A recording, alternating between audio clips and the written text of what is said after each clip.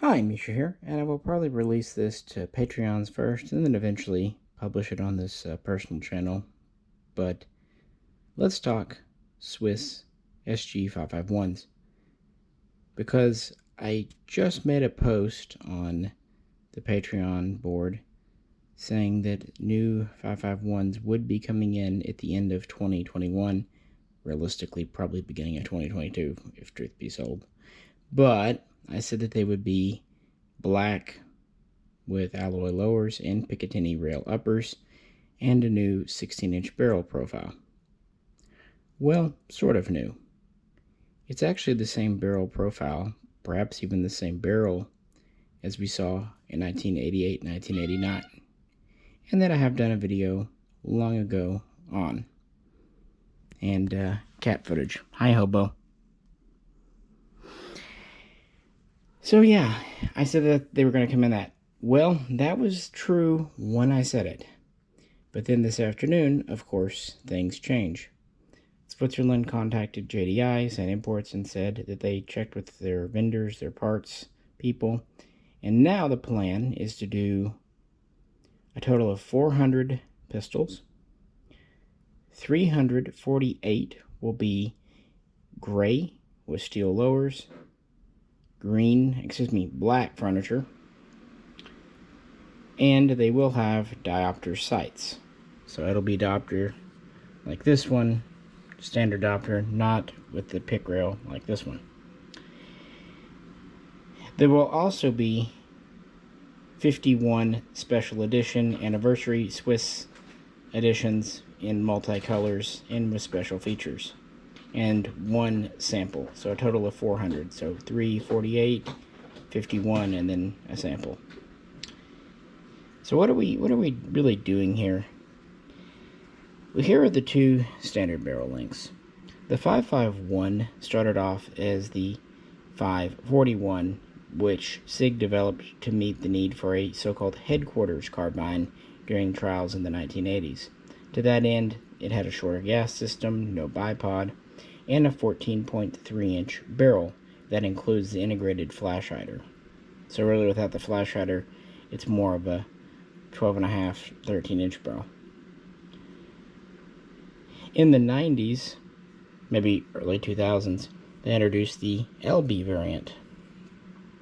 And this essentially gives the same profile as the 550 up front or the 553 LB. It is a 17.8-inch barrel, including the flash hider, and it has the grenade bulge and the bayonet lug. Otherwise, they're the same. So those are the two Swiss variants, I guess you would say. However, in 1987, 1988, Sig created a 16.1-inch barrel version, and that was for the U.S. commercial market. If you go back and look at some old adverts and what have you from that time period, they show a 21-inch rifle and a 16-inch carbine. So they basically took the 14.3 and stretched it out, not quite 2 inches. No grenade bulge or anything. Now for the Swiss military, it would have a 1 in 10 twist, but for the US and other markets, they usually do 1 in 7.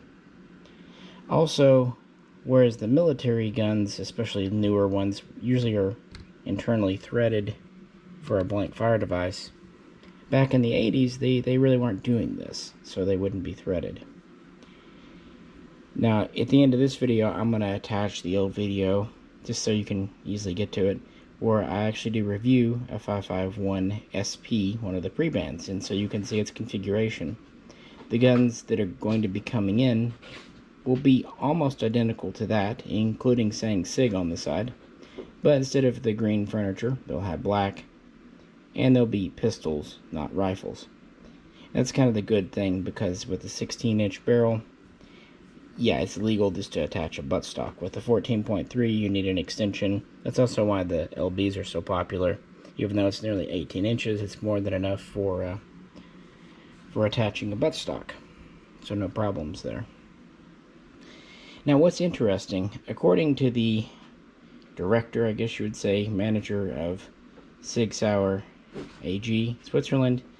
They had some 16-inch barrels in the basement, and Dave Wagner confirms this, saying that he found them down there. They claim that these were for a Swiss Army contract. Now, I'm not one to call BS, especially for the director of the factory. He should know, but I'll point things out. The 16-inch barrel was made for the U.S. market, that length. In the Swiss military, 14.3, or at most the 17.8 would seem to be the logical length. 17.8 gives you a little more range, and it gives you bayonet, lug, and grenade. 14.3, nice compact little gun. Why would they need a 16? In addition, they are not threaded internally, meaning these are probably older barrels. I'm talking about the 16 guns coming, the barrels that were found. So why would they make non-threaded, non-blank adapter barrels? Finally, and I think most kind of conclusive, the guns coming are -2s, meaning 1 in 7. Every time the Swiss government, Swiss military, orders a SG551 gun, they go with 1 in 10. It could be the 21-inch 550. It could be the 13.7-inch 553 LB. It could be the 8.9-inch 553 SP. So if they did have a special run of 551s made for them, surely they would do the 1 in 10 twist. Truth is, I think these are just leftover barrels that never got used because America was really the only place where 16 inches mattered. Places like Canada care about 18, other places don't really care. But when the executive order came down in '89, kind of put the kibosh on all of that, so they might have had barrels made up and just never used them, threw them in the basement. And then, Sig changed to sand and things changed and they moved on. And they really didn't do a lot of 551 production. In fact, today this is kind of the lesser common variant, the 551 length. JDI has imported 100 black ones here in the past, 50 LB and 50 SB. And then recently we've had 45 more come in this configuration, gray-green with the pick rail. We have 25 SB and 20 LB. Those are about the only ones. So about 150 imported by JDI total, compared to, a few hundred 553s and 550 PE90s. So it's just kind of the rarest configuration, which is a shame because, as I've said in other videos, it's actually one of my favorites, if not my absolute favorite, to shoot. So yeah, giving you a little update there. Hopefully those will come in as advertised and on time. Of course, they will take Swiss mags, but a NATO lower could be put on one. I guess we'll just have to see, guys, if they make it and what they are. But to my mind, it's kind of a return of the 551 SP, the Preban carbine, which, hey, that's not a bad thing. At this time, a price point hasn't been settled on because Sig hasn't done all the calculations, so we don't know what they're going to cost. Therefore, JDI isn't really doing pre-orders quite yet as I record this, but probably quite soon. And yeah, I just wanted to kind of issue a correction to my earlier statement, give you guys a video, and yeah, hopefully we'll continue to see neat and new things. So with that, I'm going to wrap this section up. Please feel free to comment and all that good stuff. And yeah, at this point, let me attach a video from a few years ago so you can see the Preban gun, because that's essentially how the next generation of 551s coming in will look. What do you think? Do you like the idea of a 16-inch barrel? Or would you prefer the LB with the 17.8? Or heck, maybe you like SBRs and you like the look of the 14.3. I kind of like the stubby look of it, if I was being honest with you. Alrighty, guys. That's enough from me in the present. Let's go back to me from the past. 551 SP.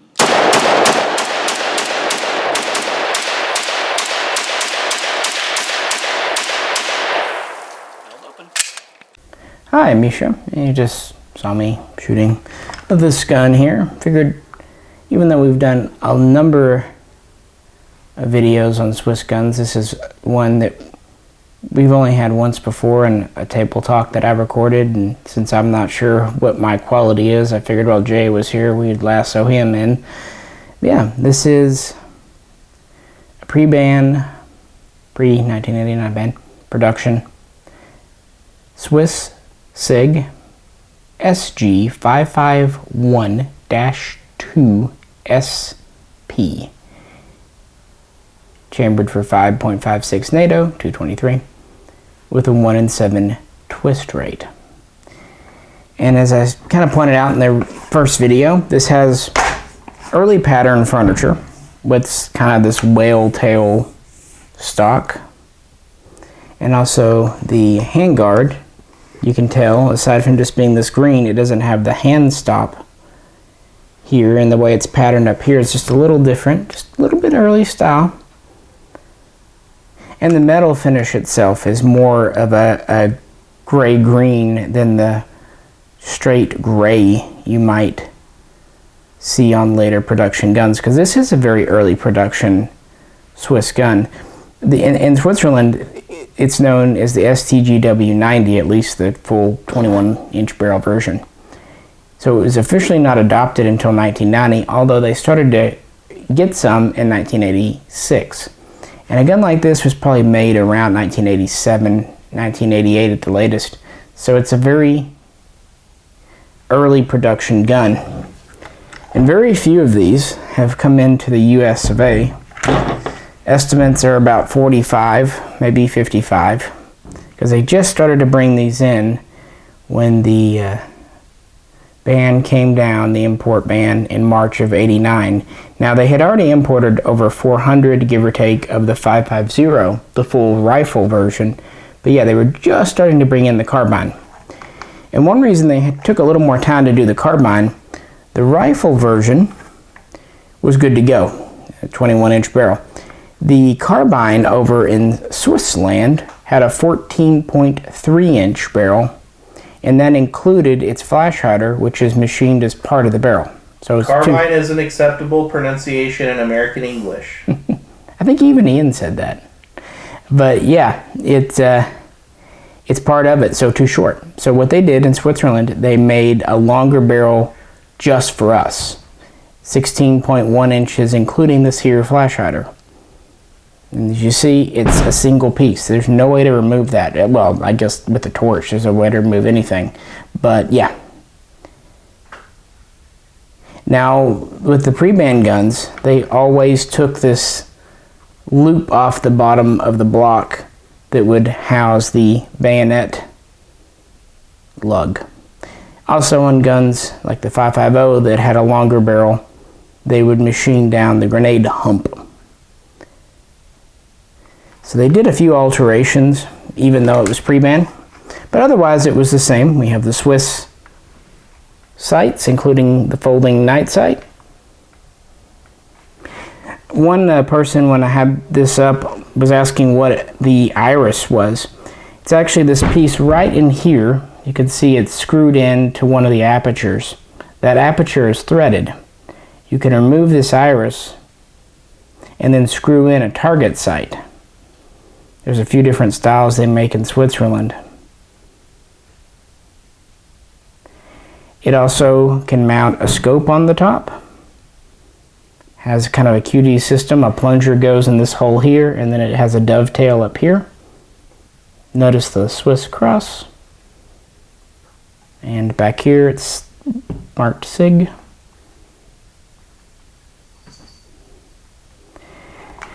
Serial numbers will match upper and lower, as well as bolt carrier and bolt.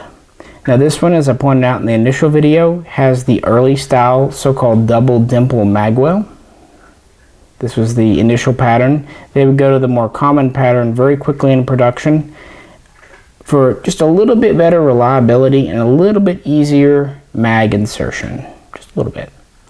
And also it helped more in the full auto roll, which doesn't matter to us. Otherwise your features are pretty much the same. You have the folding trigger guard for use with winter gloves, and it can fold the either side. The trigger is adjustable, at least to some degree. It has a storage compartment, including a troop tag in the grip. A spot for a troop tag, I should say. Long stroke gas piston system with 2 lug rotating bolt, much like a Kalashnikov. But unlike a Kalashnikov, the piston and carrier can easily be separated. And also unlike a Kalashnikov, it comes apart AR style.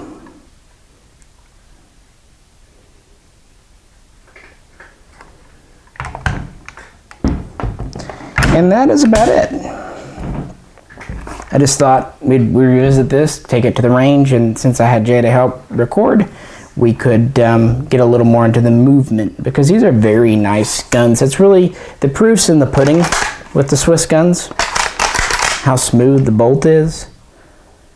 They have very good triggers for being military. They're not match triggers, they're still military.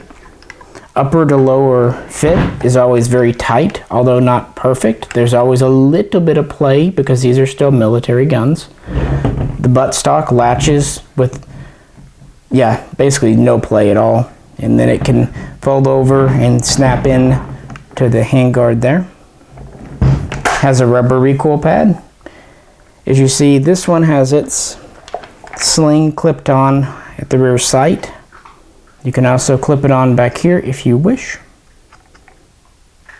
This is the sling it came with. It's a slightly later pattern. The early ones have the kind of pig's tail curly cues, but later they went to the HK hooks. Upswept charging handle, rubber coated, for your pleasure. One thing that people, kind of find interesting is there always is a little play in handguards on these, front to back and stuff. That's because the handguards are meant to be easily removed for cleaning.